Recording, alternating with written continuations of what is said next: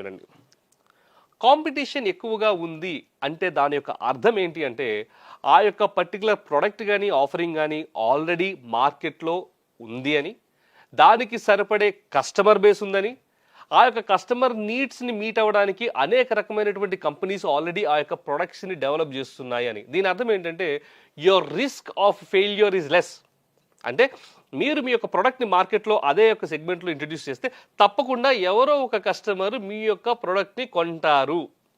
So ఈ పర్స్పెక్టివ్లో చూసినట్లయితే competition intensity ఉంటే మంచిదే. ఎందుకంటే that it self is a validation that your idea or your problem statement has a market and has customers. Are you have with me? Yeah, yes. ఇప్పుడు రెండో రకంగా మరి ఆ సమయంలో ఏ విధంగా మనం సక్సెస్ అవ్వాలి అంటే కాంపిటీషన్ ఇంటెన్సిటీ ఎక్కువ ఉన్నప్పుడు దానిని మనం రెడ్ ఓషన్ మార్కెట్ అంటాం.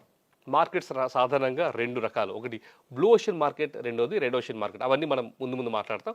ప్రస్తుతానికి red ocean market. Red ocean మార్కెట్లో ప్రతి ఒక్కరూ ఫాలో అవ్వాల్సినటువంటి సిగ్నల్ లేదా ఫాలో అవ్వాల్సినటువంటి థంబ్ రూల్ ఏంటి అంటే you must be very competitive in your pricing.